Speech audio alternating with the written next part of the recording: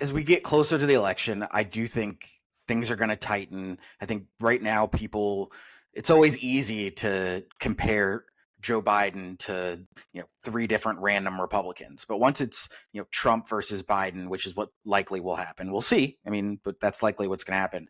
Do you see things narrowing and, as we always do, African Americans coming home? Or do you think this could be a scenario like we saw in 2016 where African Americans stay home? It could be both. I mean, either or. I mean, it's always, people like to say that this is I push back on people on TV because they like to say that this is a race between Trump and Biden. And I'm like, no, it's Trump, Biden, and the couch. And, and the couch is the baddest candidate ever. I mean, it don't run no ads, but every year it proves to be it gets real comfortable. Yeah. So there are going to be people who stay home, undoubtedly, indubitably. And so, particularly Black men, the question is, will we do enough to get Black men out? And then can we get younger voters of color out?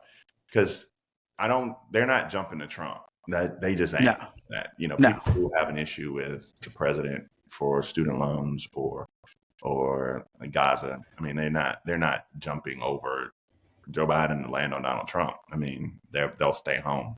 I think Cornel West and Robert Kennedy out there doing these kind of self-aggrandizing. I don't know what it's narcissistic. Yeah, it's a novelty campaign. Yeah, it's the sell books or to get more money on speaking engagements. Which for Clarence, or I almost called him Clarence Thomas, which for Cornel West it's really unfortunate because I grew up, and much like you did, probably reading Cornel West's books, hearing his speeches. I'm not on that path now, but but I think that we'll see what roll around the fringes. It's very likely that Cornel West could prove to be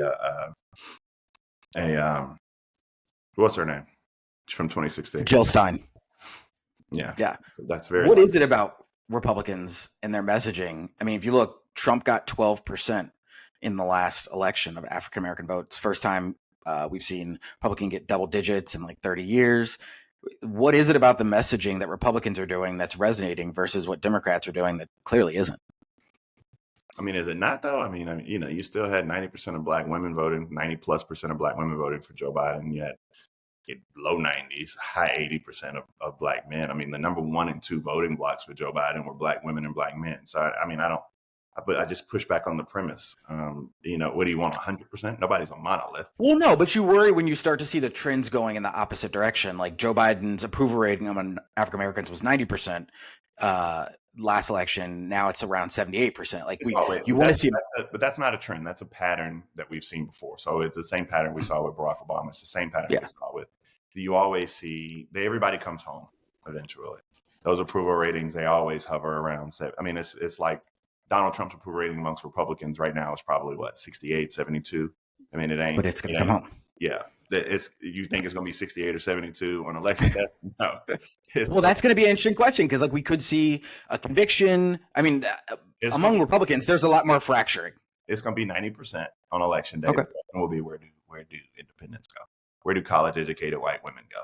I mean, that's going to be kind of the question. Will they be offended by the narcissism that is Donald Trump, or will they want to vote for somebody who reminds them of their great uncle? So as we close out, where do Republicans go from here? Whether they win, whether they lose, where do they go from here? Because it's a party that really seems broken. Testicular fortitude. I mean, I think that one of the most unlikable human beings on earth is Chris Christie. I think one of the most necessary politicians on earth is Chris Christie. Wow. He's the only person in the Republican primary who's telling any ounce of truth.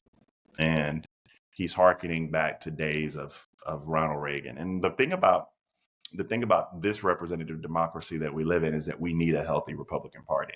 Because if we do not have a healthy Republican Party, we are cratering as we are doing now towards some shit that neither one of us want to see. Yeah. Does it matter that Chris Christie's doing it now versus in 2016 when he really had the power? I mean, I kind of question, why is Chris Christie doing it now? Because it's good for campaigning. You want me to judge Michael Starr Hopkins today on who he was in 2016? Oh, hell no.